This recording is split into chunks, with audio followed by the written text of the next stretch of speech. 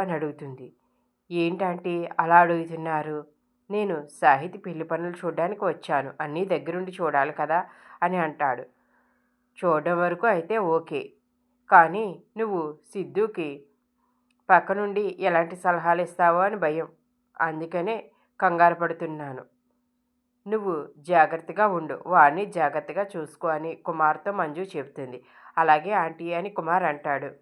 విజయానంద్ అయితే విశ్వాసంతో, నాకు టెన్షన్ తగ్గిపోయిందిరా. ఎలాగైనా సిద్ధు సాహితి కోసమైనా ఈ పెళ్ళి ఆపేస్తాడు.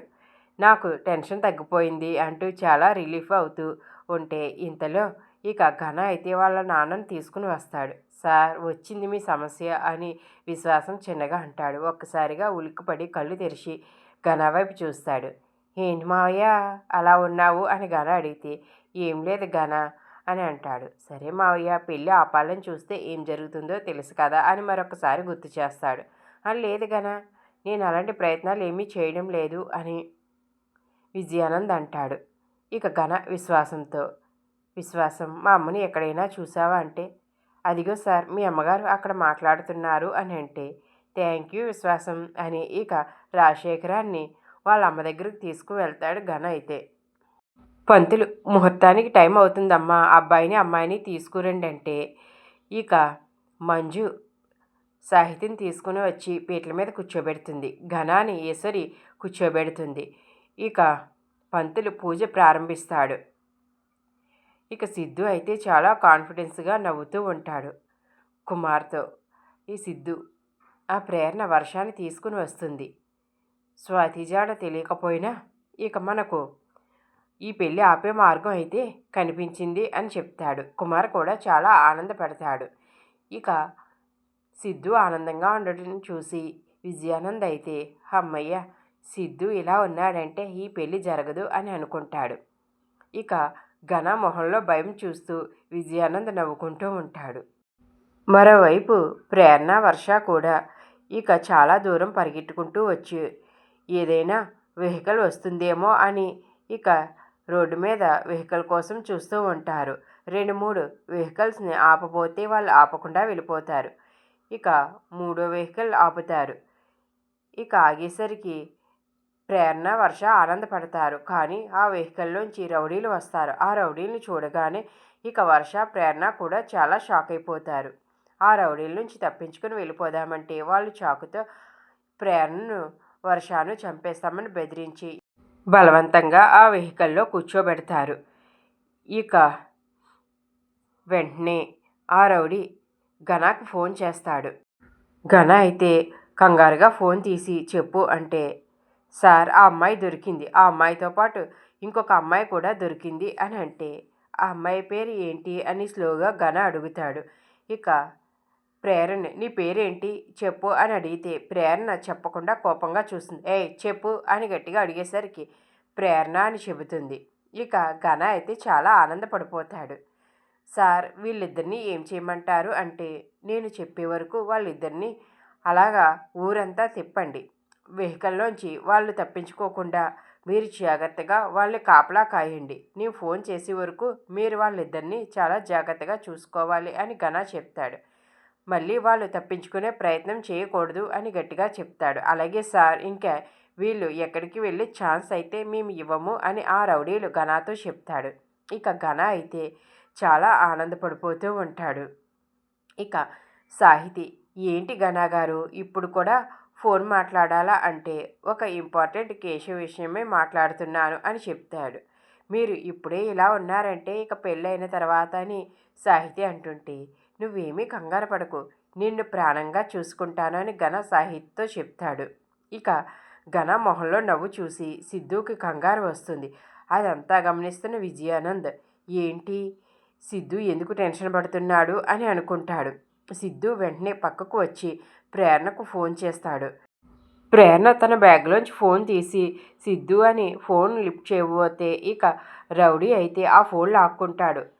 సిద్ధువా, నీ బాయ్ ఫ్రెండా అని అడిగి ఇక ఫోన్ కట్ చేసి సెల్ స్విచ్ ఆపేస్తాడు. ఇక సిద్ధు ఎన్నిసార్లు చేసినా స్విచ్ ఆఫ్ వస్తుంది. ఇక సిద్ధు అయితే చాలా టెన్షన్ పడిపోతూ ఉంటాడు. కానీ ఘన మొహంలో నవ్వు చూసి, అంటే ప్రేరణకు కూడా ప్రమాదం ఏదో జరుగుతుంది, అందుకనే వీడు ఇలా నవ్వుకుంటున్నాడు అని సిద్ధు అనుకుంటాడు. ఇక విశ్వాసం, సార్ మీరు మీ అబ్బాయి వైపే చూస్తున్నారు, కానీ ఒకసారి మీ అల్లుడి వైపు చూడండి, మొహం చాలా కాంతివంతంగా వెలిగిపోతుంది అని అంటే, అస్తమాట్లు నువ్వు అల్లుడు అల్లుడు అనకు విశ్వాసం అని విజయానంద్ అని ఇక ఘనా వైపు చూస్తాడు. ఘనా మొహం వెలిగిపోతుంటే విజయానంద్, అయితే సిద్ధు అనుకున్న ప్లాన్ ఏదో తప్పు ఉంటుంది, అందుకనే ఈ ఘనాగాడు ఇలా ఆనందపడిపోతున్నాడు. ఇప్పుడు ఎలాగా ఈ పెళ్లి జరిగిపోతుందా అని కంగారు పడతాడు విజయానంద్.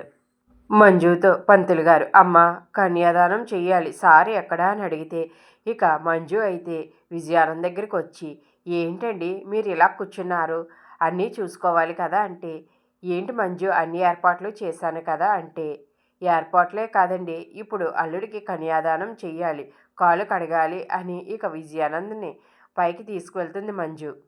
పంతులు గారు, అయ్యా మీ అల్లుడి గారి కాలు కడగండి అంటే, కాలు కడగాల అని విజయానంద్ అంటాడు. మావయ్య గారు కాలు కడగాలి అని ఘన చాలా కూల్గా చెప్తాడు. ఇక చేసేదేముంది అని ఇక ఘన కాళ్ళు అయితే విజయానంద్ కడుగుతూ ఉంటాడు. అది చూసి ఇక సిద్ధు చాలా టెన్షన్ పడిపోతాడు. కుమార్తో, ఏంటో ఈ ప్రేరణ ఫోను స్విచ్ ఆఫ్ వస్తుంది, ఇందాక నుంచి చేస్తూనే ఉన్నాను, అక్కడ ఏం జరుగుతుందో ఏమీ అర్థం కావటం లేదు, ఈ ఘన మళ్ళీ ఏం ప్లాన్ చేశాడో ఏంటో అని సిద్ధు కుమార్తో చెప్తూ ఉంటాడు.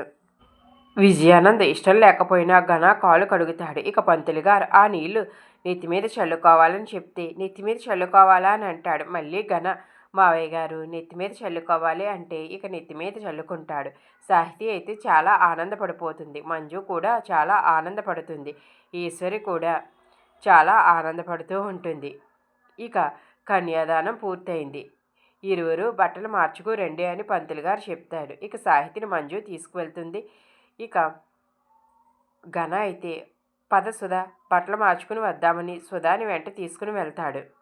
కుమారు, ఏంట్రా కన్యాదానం కూడా అయిపోయింది, ఇక పెళ్ళే ఉంది, ఇక సాహితి మెడలో ఘన తాళి కట్టేస్తాడా, ఇప్పటి వరకు ఆ ప్రేరణ రాలేదు అని అంటే, నేను ఈ పెళ్లి జరగనివ్వను, ప్రేరణను ఎలాగైనా తీసుకువస్తానని సిద్ధు అంటాడు. మరోవైపు ప్రేరణ వర్ష రౌడీల నుంచి తప్పించుకోవడానికి చాలా ప్రయత్నాలు చేస్తారు. ఇక ఆ రౌడీలు అయితే చివరిగా మత్తు ఇస్తారు వర్షకి ప్రేరణకి.